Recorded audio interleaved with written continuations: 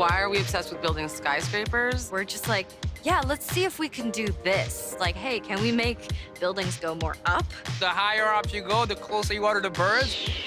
I'm not supposed to be here. Look at me, the Homo sapien. Men have to break records constantly. Just always seems to be a size competition, doesn't it? Whoever has the biggest skyscraper wins, you know? Not so long ago, our cities looked like this. 100 years and 5,400 skyscrapers later, they look like this.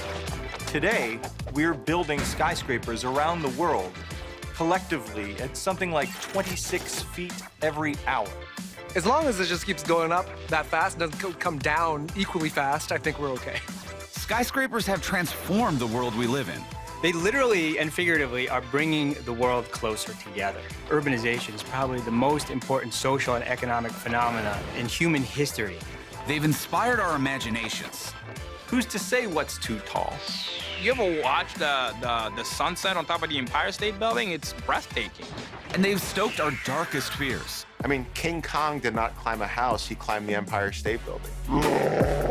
This is the history of the skyscraper and the race to the top. From the 10th floor to the 163rd.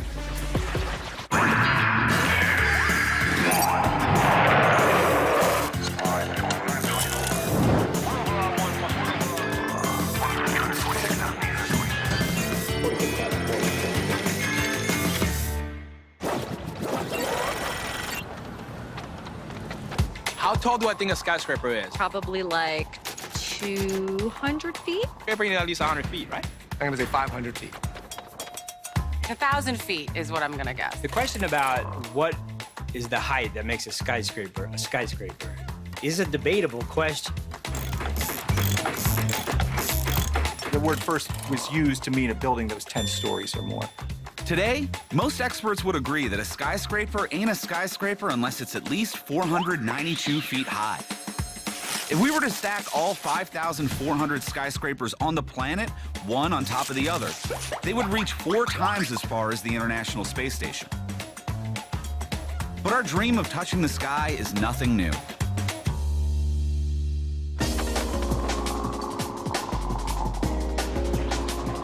Skyscrapers are just part of a long line of a human desire, really a need, to build grand projects. We've told ourselves the heavens are up there, and so we're that much closer. I think humans have long tried to ascend to the heights, whether it's climbing a mountain or building a tower. To dream big is to build high. But how high is too high? If you lived 5,000 years ago in the land of Babel, you'd find the answer lies in the number 5,433, give or take. According to the book of Genesis in the Old Testament, the people of Babel try to build a tower so tall, it will reach as high as heaven. The closer we get to the gods, the better connected we are to the gods. You're trying to tickle God, baby. That's what we're doing. We're trying to tickle the Lord. You know what I mean?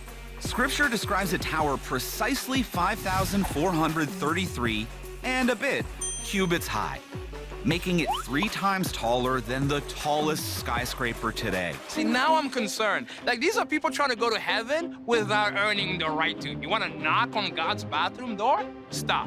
But even the number 5,433 isn't big enough to reach heaven. So God comes down to earth instead and destroys the tower. Why? He scatters the people about the earth, and they end up speaking different languages. Hurry up, tell me. No hablo inglés. Unable to understand each other, the dream of touching the sky has become a nightmare. But as history will prove, it's a dream that refuses to die.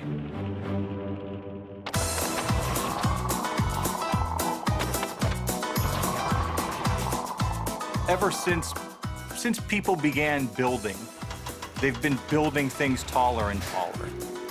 I mean, the pyramids are thousands of years old.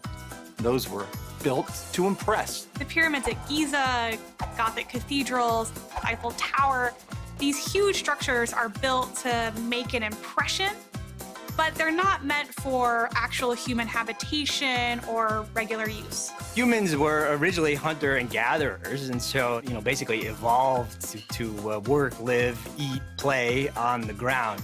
It turns out that dreaming big is one thing. Being able to live and work in the sky is another. And the higher you want to go, the greater the technical challenge. New York in the 1880s. It's the city of the future. But surprisingly, the architectural jewel in its crown isn't a skyscraper. It's the newly built Brooklyn Bridge, the eighth wonder of the modern world. Standing at 272 feet, its towers are the tallest structures in the city. Because New York is still a low-rise city. Blame the number 5. There was no actual law saying that you couldn't build higher, and of course, engineers had figured out ways to do so. But we don't see buildings higher than that at the time because of a physiological issue for humans. The maximum height of buildings is based on the willingness of people to climb a flight of stairs. Nobody is going to climb more than 5 flights of stairs. The most amount of floors I would walk up without an elevator really depends on what's at the top. Yeah, if I was carrying a bunch of groceries, like I'd have to hire someone to walk up the stairs for me, and then another person to carry me on their back. They don't want to carry groceries up 4 flights. It's probably gonna be like 2 flights. No, it's gonna be 3 flights. And New York might still be stuck somewhere between the 2nd and 5th floors. My legs. If not for an uplifting technological demonstration. Please. It's a story that begins 30 years earlier at the 1853 World's Fair in New York City, where an exhibit will change the world using 1 axe and 2 ratchets. Factories and warehouses already have elevating systems to lift and lower goods, but not people. No one wants to dangle from a rope.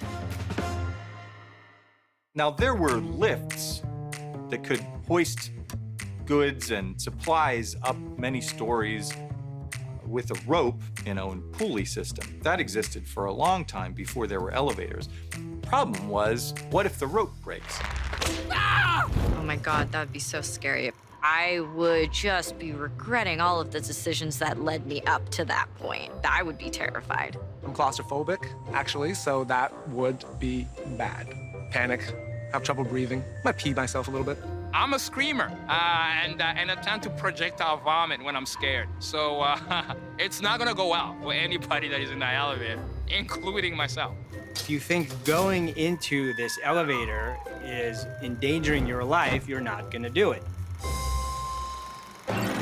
Enter a man named Alicia Otis, who rides an elevator car to the top of a demonstration tower. And then his assistant on the ground picks up an axe. Crowds were scared. They thought the thing was gonna fall. They're not wrong. The platform does fall, but only for a few inches, before it's stopped by an ingenious locking mechanism comprised of 2 ratchets. Science. History has recorded that was the pivotal moment in elevator technology. Otis had come up with the first elevator that had a braking system so that if the elevator rope snapped, that the elevator wouldn't just crash to the ground, it would stop. Otis's safety brake is a game changer. Going up. The elevator is one of the fundamental innovations that make skyscrapers possible. So having a form of vertical transportation that is safe, rapid, and comfortable radically alters the building height equation. The first skyscraper that had elevators in it was the Equitable Building. It was an insurance company building right on Broadway, and it was only 8 stories tall, but still 8 stories in 1870 was a ridiculous number of stories. In many respects, the Equitable Building sort of established the precedent that business can be conducted in the clouds. Standing at a height of only 155 feet, it's one small step towards the sky. But to trigger the giant leap into the age of the skyscraper, one really bad thing has to happen in Chicago, at number 137 West Decoven Street. So in 1871, Chicago was the fastest growing city in America. Similar to many cities during that time, the vast majority of the buildings were made of wood. Even the sidewalks are made out of wood. Not only was the city of Chicago predominantly made out of wood, there was an aggressive drought. All you need is a spark and the whole city is ablaze. The first spark is in a barn behind 137 West DeKoven Street. From there, it spreads and engulfs an entire city in a 3-day conflagration. So the fire did two things. It cleared away, for lack of a better term, the old city, and it created a kind of a blank slate on which a new city could emerge. The Great Chicago Fire wipes out 3 square miles of the city, destroys 17,500 buildings, and 120 miles of sidewalks. It kills 300 people and leaves 90,000 homeless. Chicago needs to rebuild. Architects, draftsmen, engineers, builders, construction workers poured in from all around the country to rebuild this great, growing young city. And rebuild they do. In the wake of the fire, 10,000 new building permits will be issued, including one for Chicago's first skyscraper, the Home Insurance Building. At 10 stories, it's 2 stories higher than New York's Equitable Building, which might not sound like very much, but from here on in, the sky will be the limit. Because Chicago's Home Insurance Building has an advantage, the secret of 33%. Up until now, walls have been built of stone or brick cemented with mortar. Since the pyramids, it's been the way to raise yourself above the competition. Time to innovate. The fundamental problem to building tall was that a building relied on the walls to bear the load of the building. And those walls were made of brick or stone.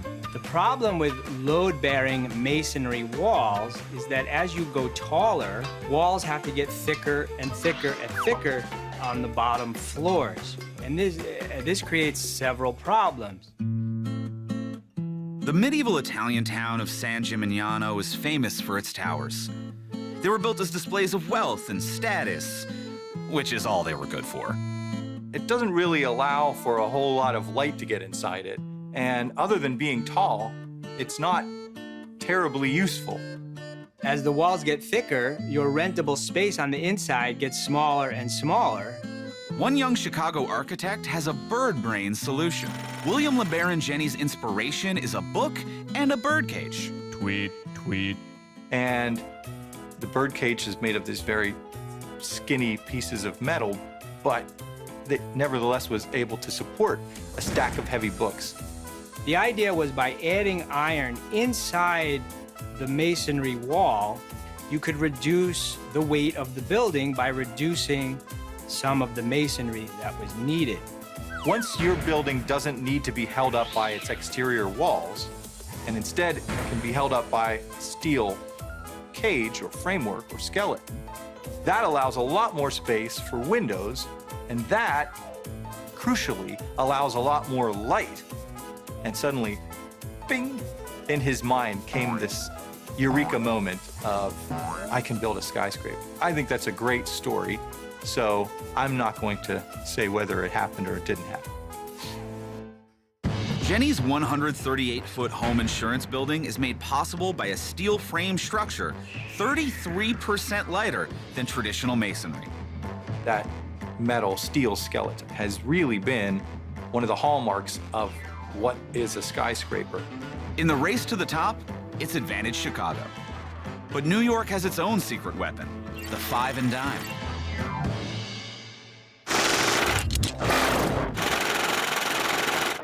In 1889, just 4 years after Chicago unveils the home insurance building, Paris reveals what's truly possible with the new technology.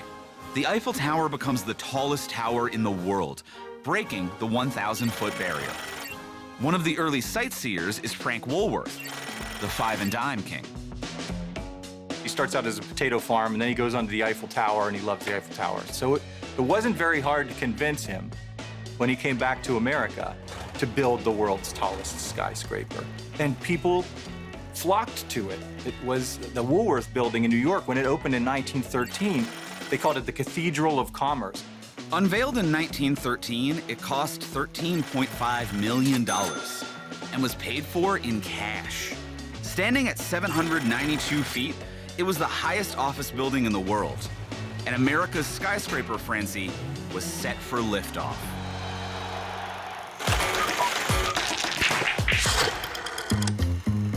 It's the 1920s, the decade when New York City becomes the Big Apple. Since the turn of the century, its population has doubled. Never before has it had such confidence and such wealth. 1920s New York, we just got past the Spanish flu, World War I. Things are building, people are innovating, people are growing. Penn Station is a gargantuan transportation hub. 11 platforms, 21 tracks, 144 trains an hour. Everyone wanted to be a part of what was going on in New York City, whether you were investing in construction or you were a construction worker. As the city's population grows, so grows the demand for space. And New York City was growing at an insane rate. And literally to the point where buildings were being put up every single day. So between 1924 and 1929, the price of land in Manhattan shoots up 44%, which says a lot. Fundamentally, a developer builds a skyscraper to fill it with people who are paying money. There's a careful calculation that anyone making a skyscraper has to go through. And that has to do with at what point is the height the most profitable. If you can break even on 10 floors, then every floor above that will be hugely profitable. So the bigger the skyscraper, often the better the rents you can charge. But the dream of reaching the sky isn't fueled only by money. What kind of personality does it take to build a skyscraper? I think you kind of have to be a little bit of an egomaniac to build a skyscraper because it's very much like, hey, look at me. I am the tallest out of everyone. Pay attention to me. You have to be the big swinging D in the house in order to be able to build one of those. Frickin' Jeffrey from my 3rd grade probably builds skyscrapers. He took all the cake at my birthday party. Not cool, Jeffrey. It's a race to the top that's powered by money, ego, and 7 million cubic feet of hydrogen gas. In 1928, Walter Chrysler announces to the world that he's going to build the world's tallest building, over 800 feet high. Taller than the Woolworth building, the previous tallest building. At the same time, the Bank of Manhattan, lower down on Manhattan Island, is building what it claims is going to be the tallest skyscraper in the world. Well, Chrysler didn't like this idea. Chrysler, in secret, developed a plan to make his building taller. The people at the Bank of Manhattan building got wind of Chrysler's plan to extend their building. So they went ahead and extended their building higher. So when the Bank of Manhattan was completed, it was looking like the tallest skyscraper in the world. It was going to win the contest, but secretly, as the Chrysler building was being completed, its architect had built on the inside of its dome a 120-foot tall steel spire. On October 23rd, 1929, Chrysler's secret spire rises like a telescoping antenna. At the point that the Bank of Manhattan building was topped out, all's fair in love and war and skyscrapers. And not only the tallest skyscraper, but also the first skyscraper taller than the Eiffel Tower at more than 1,000 feet tall. And Walter Chrysler had the tallest skyscraper in the world, and he got to brag about it for a year. Only for a year? Because less than a mile away, another group of developers is watching the competition. 61, 62, 63. And adding floors to their design. 97, 98, 99. The original Empire State Building was going to be 80 floors and 1,000 feet. That would only have been a little bit taller than Chrysler's building. That wasn't a lot of room for comfort because maybe Chrysler had something up his sleeve, and they came up with this idea of a mooring mast. The idea was to add another 200 feet to the top of the Empire State Building, really to make it taller. But they told the world, okay, we're gonna build this mooring mast for airships. The airship docking station puts the Empire State Building over the top. Oh, yeah! These passengers would walk down a gangplank like 102 stories above the ground and go in through the top of the Empire State Building. But 7 million cubic feet of hydrogen gas will prove inherently unstable.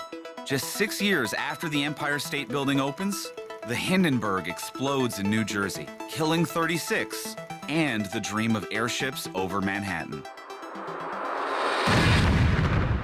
So the image that you will see of the airship docked to the top of the Empire State Building is actually early Photoshop, so it's faked. Not the airships! So it never happened. But who needs an airship when you've got an elevator to the clouds? When it officially opens on April 11th, 1931, the Empire State Building is beyond comprehension. 1,454 feet, 66 elevators, 102 floors, $44 million, over 2 million square feet of office space, and a great view of the Losers Building. Vision, money, ego, but that's not all it takes to build a skyscraper. Because when you're 1,000 feet in the air, just 6 inches can be the difference between life and death. Am I scared of heights? When I was 10, I cried when my mom made me go off the high diving board. It's not the height that's the problem, right? It's the falling that's the issue. That was a lie. I tried to go off the high diving board last week and I cried. Iron workers back then had to have been the most courageous or foolhardy people that there were. Die if we have to! The iron workers who built the steel skeletons of skyscrapers were often first or second generation immigrants. Many First Nations workers traveled from Canada, particularly from the Mohawk Nation near Montreal. In my classroom, obviously, I have the iconic picture of the construction workers sitting on probably a 6-inch beam, 300 feet in the air, having lunch. But they're all white, which therefore gives the impression that construction workers were all white. One reason we might not remember these workers of color and indigenous workers is because there were so many publicity photographs done of the construction of these skyscrapers, but they focused on white or European immigrant workers. The Mohawk beam walkers are famous for their fearlessness. Their aerial ability is prized by the skyscraper builders. An American judge rules that because their historical lands straddle the US-Canada border, Mohawk iron workers are free to work in America. They'd come down during the building season. They would live in New York City, for example. They would live in Brooklyn. They would just save all the money that they earned, and then they would sort of send it back home. According to official accounts, 5 workers lost their lives building the Empire State Building. Unofficially, that number may have been as high as 42. People did it because they were willing to take the risk. It was the heyday of New York's skyscraper craze, but that dream is about to turn into a nightmare in the shape of a 55-foot gorilla. The rise of the skyscraper coincides with the Great Depression. So as people are suffering under all of this economic collapse, they're doing it under the shadow of these huge monuments to capitalism. As incredible as skyscrapers are, when they were being built, people were very apprehensive and suspicious. What are our overlords plotting high up in those towers? Popular culture begins to reflect this fear. Fritz Lang's Metropolis, which was filmed in 1927, really explores the shift that's occurring in cities at the time of these skyscrapers for the wealthy and the exploitation of the poor working in these underclasses below. It's no coincidence the Empire State Building is the backdrop to King Kong. But nothing dreamt up in Hollywood can come close to the real nightmare. July 28, 1945.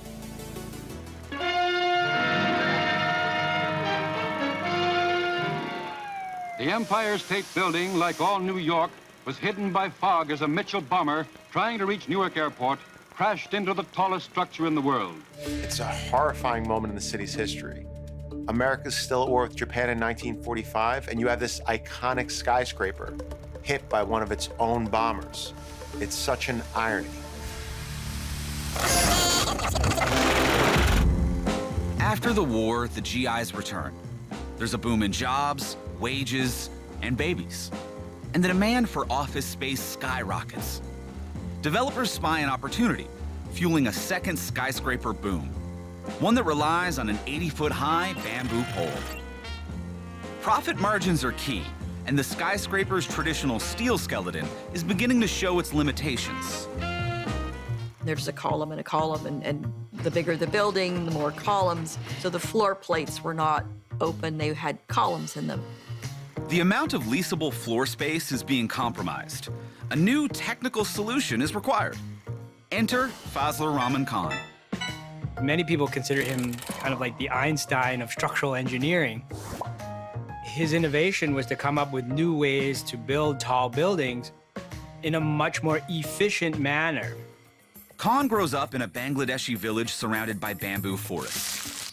The young bamboo shoots grow into poles that soar 80 feet and are as straight as they are strong. But what inspires Khan is on the inside. Nothing. Khan invented a tube system based on his understanding of the way bamboo is so strong, and bamboo is a hollow material with a void in the middle. Khan's eureka moment is to place columns around the perimeter of the tower to create a tubular structure, rigid on the outside and open on the inside. This perimeter tube would span from that outside structure to the elevator and stair core in the center, and they were able to start to eliminate the columns in the floor plate. From bamboo jungle to urban jungle, Khan's tubular design is the new blueprint for skyscrapers. So we talk about revolutions in structural engineering, but fundamentally it was about answering the needs of developers who wanted to build taller, but using less money. Well, any system that allows you to get 75% more leasable space on a floor absolutely is a game changer for skyscrapers. It triggers another orgy of skyscraper construction through the 60s and 70s. The Chicago-New York rivalry rises again. Chicago has the 1-2 punch. The Willis Tower at 1,729 feet and the John Hancock Center at 1,499 feet. Probably the two most famous skyscrapers that use this tube system, and you could make a much bigger space and a much taller space because the rigidity of each tube works with the rigidity of the other tubes, and together they make a much more rigid structure. New York makes a stunning statement with not one tower, but two. The other most famous buildings that use the tube system were the Twin Towers, completed in the early 1970s in New York. The American skyscraper scene holds steady through the final decades of the 20th century. Between 1970 and 2000, nearly 400 skyscrapers are completed. An impressive number, but innovations were few. Then, a terrible tragedy threatens to change everything. After 9/11, people thought, okay, cities are dead, skyscrapers are over. There were some years there where just the thought of putting yourself at the potential risk of another dreadful attack like that just ruled that idea out for people. What 9/11 taught people is that skyscrapers are necessary and important for cities, but they're gonna need to have more safety features, better fire safety, better structural design that might help against terrorist attacks. So the effect of 9/11 on the skyscraper world was basically to make them safer. Evidence that 9/11 didn't scare off Americans from skyscrapers is the fact that half of the skyscrapers in America today were built after the Twin Towers fell. The higher you go, the greater the technical challenges. For engineers, it often means going back to basics and skyscraper 101. Take, for example, the wind. The first use of the term skyscraper was a reference to a tall sailing ship. As with a tall sail, a tall building gathers more wind. It's what we call a vertical cantilever. When you start to build tall, you have wind resistance, and that can cause a tower to shake. It's imperceptible when a building is only 30 or 40 stories high, but if a building is 100 stories tall or more, you can notice that swing. It's attached at the ground and it's just sticking out at the top. So the wind can cause it to move. So what about areas of the world prone to high winds, or earthquakes, or even both? A place like Taiwan. On average, the island is hit by 3.7 typhoons every year. It's also located in what's known as the Ring of Fire, and is hit by an earthquake 7.0 or higher every 4 to 5 years. Yeah, if I was at the top of a skyscraper, started wobbling, I guess I'd just pray. Hold on to something and pray. It's concrete. Concrete doesn't wobble, right? Or maybe it does. Does it? Disaster prone it may be, but Taiwan has one of the tallest skyscrapers in the world, Taipei 101. 101 floors, 1,667 feet to the tip of its spire. Big boy. The reason it doesn't topple over is an ingenious technical innovation high up in the building. At the top of the Taipei 101 is this giant damper. It's basically a large pendulum. They hang that at the top of the building. It's attached back to the structure with shock absorbers. So the idea is when the wind starts blowing, the damper starts to swing in the opposite direction, and it slows down the sway of the building. Welders sandwich steel discs in concentric rings, creating a single giant cannonball. It weighs 728 tons. Hooray! And it swings. Essentially, a big weight hanging in the center of the building, which offsets the push and the sway from heavy wind. For an engineer, it's kid's play. Imagine you're on a swing. Instead of pumping your legs to make yourself swing higher, you draw your legs back beneath you. You kill the swing. That's what the damper does. It counteracts and kills the structure's sway, so you can rest easy when the wind blows and the earth quakes.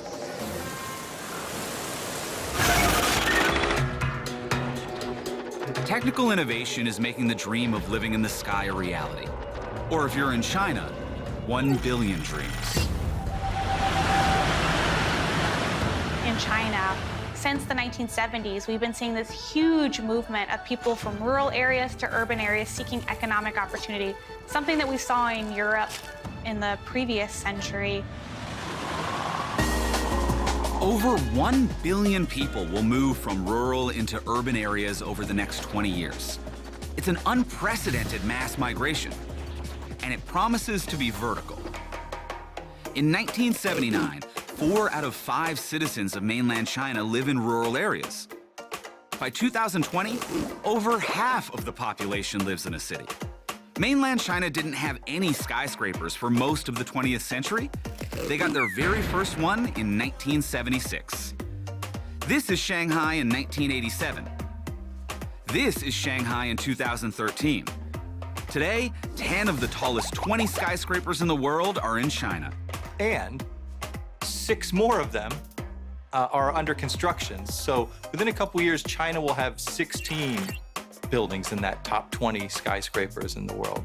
China has really taken over in the race to the sky. The Chinese are building so many new skyscrapers. They can demolish old ones by the dozen. Many small cities or non-existent cities basically get built from scratch. So Chinese officials will create a master plan and they'll say, okay, over here, we're gonna have our skyscraper district. So that is part of the reason why we're seeing them spring up across China, is they're not quite as constrained by the profit motive. For more than 100 years, whether you're in New York, Taipei, or Shanghai, skyscrapers have looked pretty much the same. They're all tall and upward. It's all these engineers and like architects just trying to impress a girl, you know? Are skyscrapers phallic symbols? Absolutely. 100% skyscrapers are phallic symbols.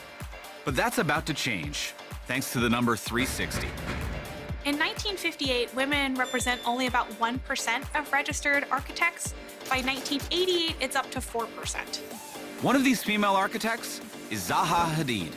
Zaha Hadid's practice really began to challenge form, and she started that very early on in her low-rise buildings, and that just sort of naturally seemed to evolve into all of the skyscrapers you see coming out of that office. Zaha Hadid, an Iraq-born British citizen, famously said, "There are 360 degrees. Why use only one of them?" Hadid is called the Queen of the Curve. Zaha Hadid is a good example of someone with amazing ideas that took a really long time to actually see them realized. She was awarded a number of contracts for projects that never actually went through. It wasn't until much later in her life that she saw her first major construction project. Hadid took the skyscraper and gave it a twist. She was the first female to win the Pritzker Prize, which is basically like the Nobel Prize for architecture. Hadid really challenged the idea of a skyscraper as this obelisk, phallic monolith, and that there really are other shapes you could use, not just from an aesthetic perspective, but would also change how people utilize the building. Students in architectural programs today are about 50-50, male and female. But when we look at registered architects, it's still only 17% female, so we still have a long way to go. From Chicago to New York, Taipei to Shanghai, it's a race to be number one. But now there's a city where one isn't enough. Only two will do. When I think skyline, I think Dubai. We want to break records and get higher. I mean, if they're anything like me, they just like getting real high. It's 2003. The oil-rich emirate of Dubai wants the world to know there is more to life than crude. They commission a skyscraper that will break every height record standing. You have a central core that's buttressed by sort of three wings on each side of the central core. It gives us this pyramidal shape. When the Burj Khalifa topped out in 2009, it surpasses the Taipei 101 as the world's tallest building. In fact, it's the tallest structure in the world, period. It's so high you can watch the sunset twice. Sunset number 1 from the base of the building, and sunset number 2 from the 124th floor. When the Burj Khalifa was unveiled to the world, one man was invited to the top, but not via the elevator. I don't even know what I'm looking at. Is this man climbing a building freehand? Like, no nothing? Whoa! Oh, this guy's trying to steal something. I could do this. No, I couldn't. I would die. Is he okay? Why am I asking? He's clearly not okay. Alain Robert is known as the French Spider-Man, but instead of 8 legs, he uses only 2 hands, some chalk, and 1 pair of rock climbing shoes. They wanted to do a big event that was for the for the opening of the building. I enjoy climbing buildings because it's a pure vertical. It is something that actually you cannot really find it if you're climbing a natural landscape. There is always a reference point. Visually, when you climb a building, you can see the cars, you can see the trucks, and you can see people. In his time, Alain has climbed over 100 skyscrapers. I climbed the Empire State Building, but not all the way to the top because I get caught by the cops.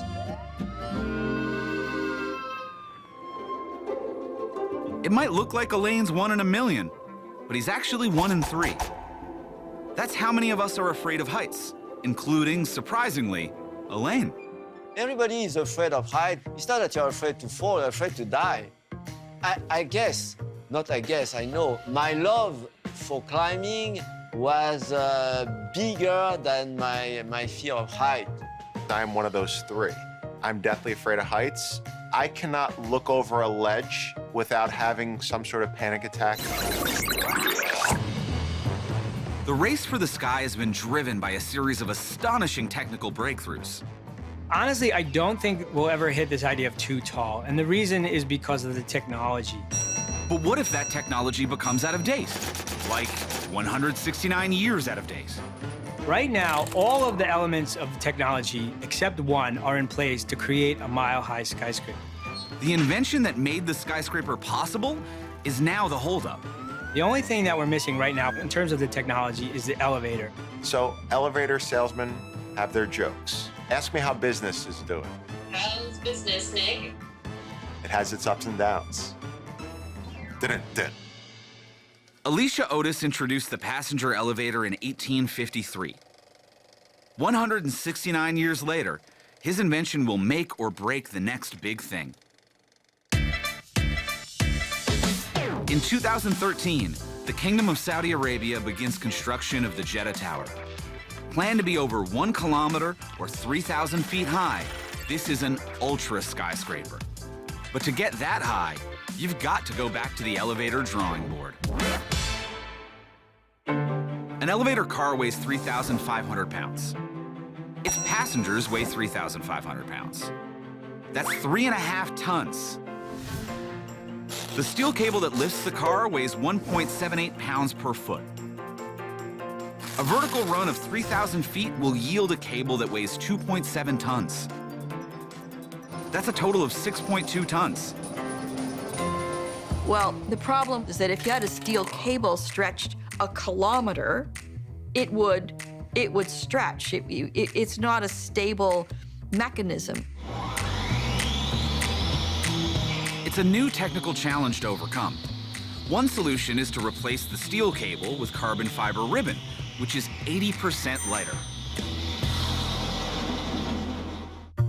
How do you test something to go a kilometer in the sky before that building has been constructed, knowing that everything that's being constructed in the core of that building is relying on this technology to work?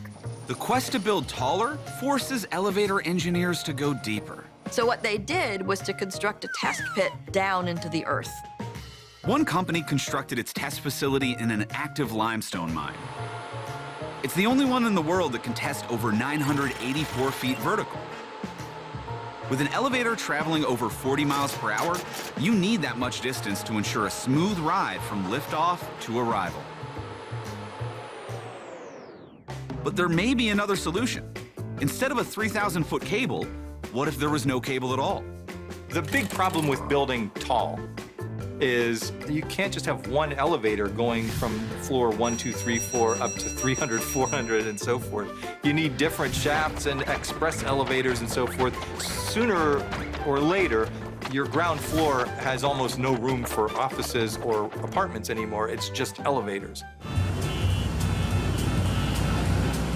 It's an elevator equivalent of a traffic jam. But what if instead of a cable, each cabin had its own motor? And the ability to travel horizontally.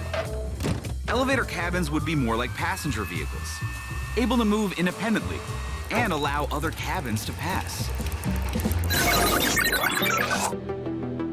But it turns out that the future of the skyscraper is subject to forces more powerful than gravity. In 2017, intrigue in the Saudi royal family puts the Jeddah Tower on hiatus.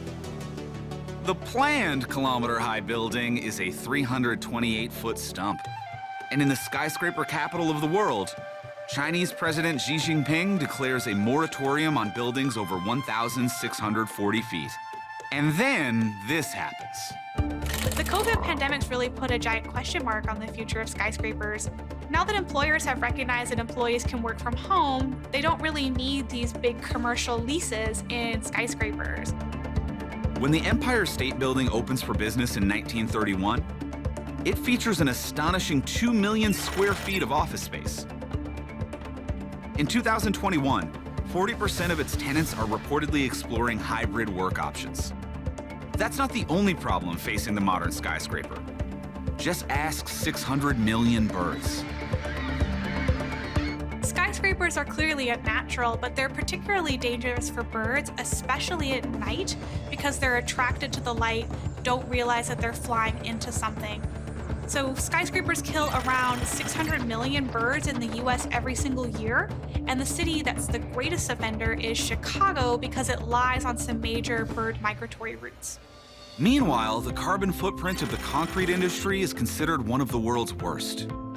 There's, an increasing interest and experimentation with wood high-rises, trying to reduce the embodied carbon element and replace steel and concrete with wood. It just goes to show you that you can't always predict what direction technology and development is going to go. Sometimes it will surprise you.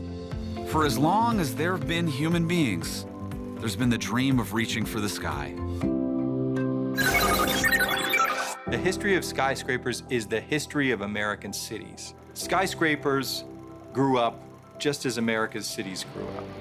and became an essential part of that transformation into the modern age. And in a way, the technology that they manifested has a similar story in the space program, the space race. It's an example of what had been unthinkable technology blossoming into something that became commonplace.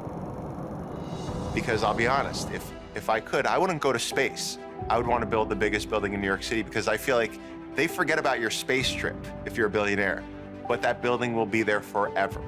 If you go to Rome, if you go to Paris, you're going to look at a church. Well, if you're in the United States, you should look at our cathedrals of commerce. Our contribution to architectural grandiosity. You should walk inside these buildings and just look up at a space that was made to impress you. That's the point of these skyscrapers. Honestly, I don't think we'll ever hit this idea of too tall. Eventually, we're gonna have skyscrapers in space. I always picture this kind of Jetson thing where the buildings are like avoiding traffic, right? And I think we're gonna get those flying cars soon, right? So it'd be easier to park up by your apartment that is in the sky. And they're all made of glass, too. All it takes is one little meteor, pachoo, your head explodes. Space elevators. It's gonna happen. I look forward to it.